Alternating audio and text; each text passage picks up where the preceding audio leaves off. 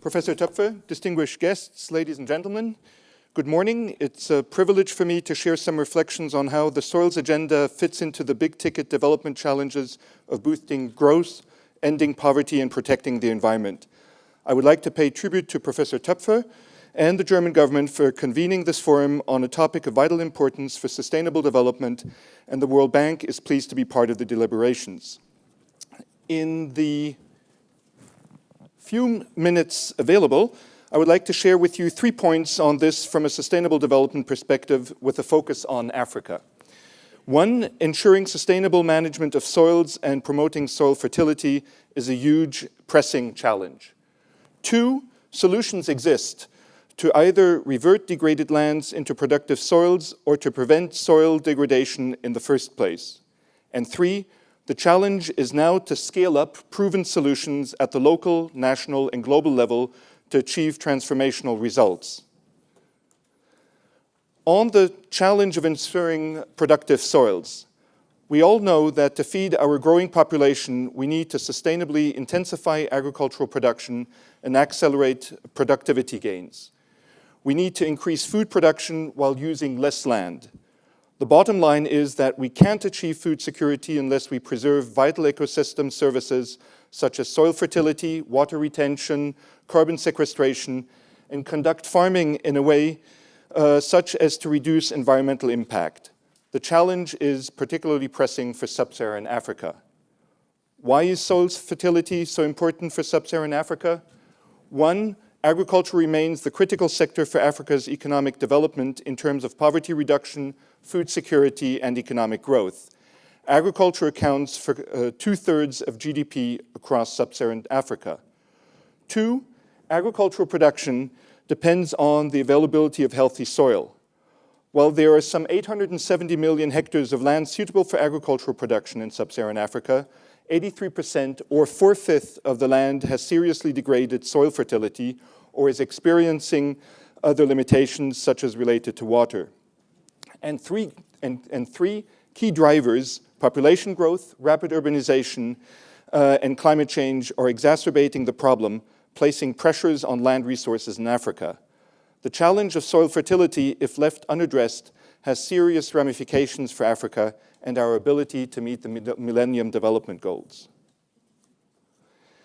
Development solutions for sustainable management of soils is my second point.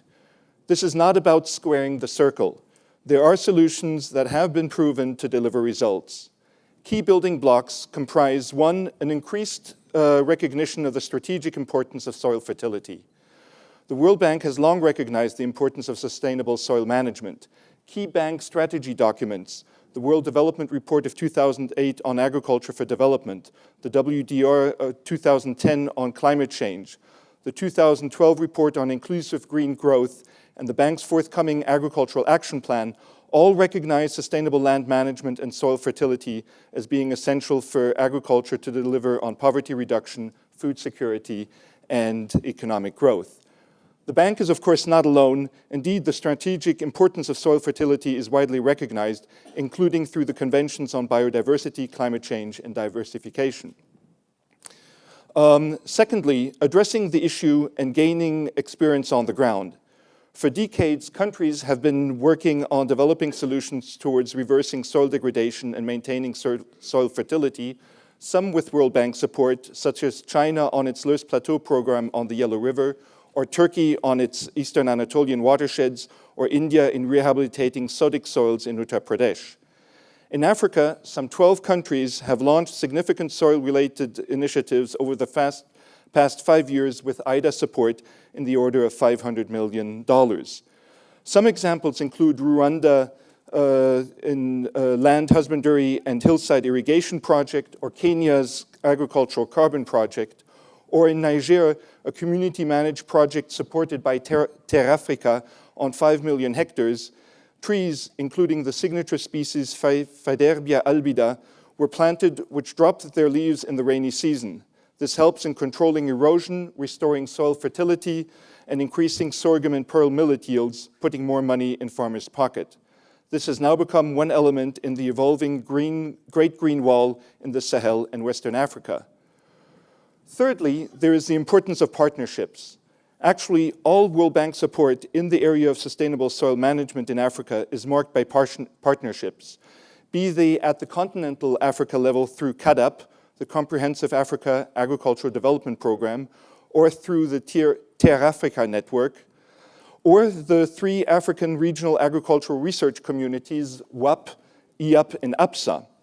Strong partnerships, broad networking, good research, reliable funding, and closely listening to the voice of Africa, as articulated, for instance, through CAADP, are in our view key elements in addressing the challenge of sustaining soil productivity in Africa. What we have learned from experience is that a holistic approach is key to success in restoring and maintaining soil productivity. This involves merging the biophysical sphere with socio-economic realities and bringing together communities as well as the public and the private sector. The challenge of scaling up for impact is now key.